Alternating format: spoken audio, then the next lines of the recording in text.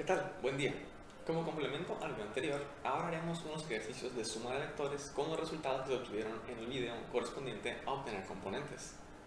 Primeramente, utilizaremos lo que es la suma de los componentes de A con los componentes de B, es decir, los vectores que se encuentran en los cuadrantes 1 y 2. Para la suma de vectores, lo primero que tenemos que hacer es una suma algebraica de los componentes tanto en X como en Y. Entonces iniciaremos por los de X, que serían este y este. Directamente podemos proceder a escribir que el componente que vamos a considerar como E es igual a 9.3969 newton por el vector en X más, y como este tiene un valor negativo, vamos a poner un paréntesis, menos 16.069 newton por el vector X. Una vez se hace la suma, que en este caso se convierte en una resta, se nos da un valor de menos 6.6721 newton por el vector en X. Se hace lo mismo entonces para las componentes en Y, que serían AY y BY, de la forma que 3.42 newton por el vector Y, más, en este caso también es positivo, entonces se suma directamente, más 19.1511 newton por el vector Y.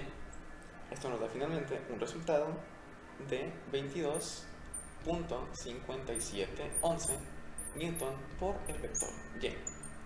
De esta manera tenemos las componentes que van a conformar a este vector E. Sin embargo, ocupamos también conocer lo que es su amplitud general.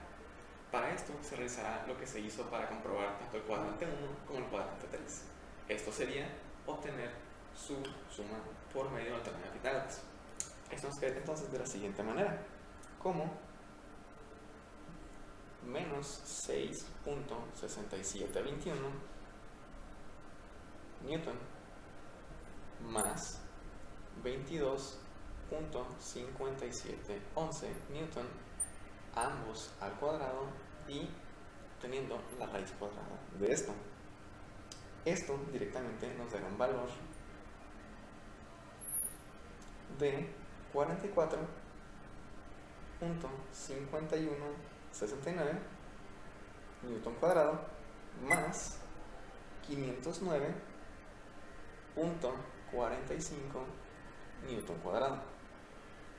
Una vez se hace la suma de esto, nos dice que es igual a la raíz cuadrada de 553.4669 newton cuadrado, lo cual finalmente nos da una amplitud para el vector E de 23.5365 newton. Finalmente requerimos saber lo que es su ángulo. Para eso se utiliza la fórmula que consiste en la arcotangente o tangente inversa del cociente de lo que sería el componente en Y sobre el componente en X. En este caso, como podemos ver que va a quedarnos en el cuadrante número 2, entonces sabemos que vamos a tener que sumarle 180 grados, ya que si no nos va a dar un resultado en el cuadrante 4, lo cual no sería correcto.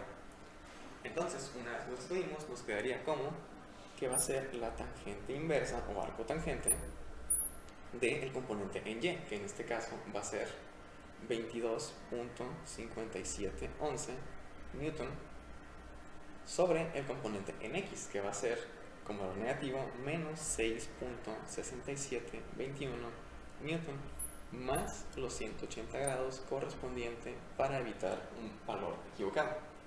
Entonces, esto nos indica que el vector E va a tener un ángulo medio desde el inicio, es decir, desde el origen de X, de 106.46 grados.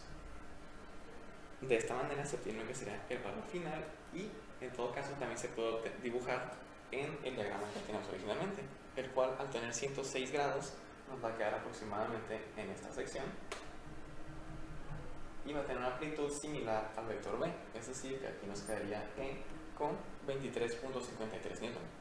A continuación haremos un ejercicio correspondiente a la suma de C más D. Para concluir entonces, haremos la suma que mencioné de C más D. Primeramente, ya tenemos lo que son los componentes en X y en Y de C y de D, debido a lo que se hizo en el video anterior. Entonces, primeramente seguiremos como en el caso anterior, haciendo la suma algebraica de los componentes en X y después de los componentes en Y. Empezaremos por los de X. En este caso, tendríamos menos 6.4278 newton por el vector X más un valor que es positivo, entonces nos ocupa el paréntesis 13.64 newton por el vector X. Esto nos da un resultado, directamente va a ser positivo, de 7.2122 newton multiplicado por el eje X. Por otro lado, para lo que serían los componentes en Y, sería primeramente menos 7.6604 newton multiplicado por Y, más otro valor negativo, 37.5877 newton por el vector Y. Una vez que se sabe la suma, que en este caso ambos son negativos, pues sería un valor negativo también, nos va a dar un valor equivalente a menos 45.2481 newton por el vector Y. Una vez teniendo estos valores, se puede proceder de nueva cuenta a aplicar el teorema de Pitágoras para obtener el valor del vector f en general. Entonces, haríamos de nuevo 7.2122 newton al cuadrado más menos 45.2481 newton al cuadrado y la raíz cuadrada de este valor. Esto nos dará entonces 52.081 newton cuadrado más 2047.39 newton cuadrado. Todo esto se obtiene su raíz cuadrada. Entonces, esta suma nos da como resultado 2099.4063 newton cuadrado. También su raíz cuadrada. Y finalmente obtenemos que la amplitud final de F va a ser igual a 45.8192 newton. Finalmente, solamente ocupamos identificar lo que sería su ángulo. En este caso, sabemos que va a tener una componente en X positiva y una componente en Y negativa. Entonces se va a encontrar en el cuadrante número 4. Una vez que tengamos su ángulo, aquí se pueden realizar dos operaciones. La primera, dejarlo de esa forma, ya que nos va a dar un valor negativo, es decir, medido en esta dirección.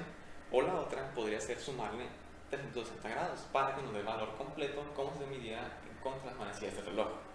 En este caso lo haremos únicamente con el valor negativo. Se realiza igual el arco tangente del componente en Y sobre el componente en X.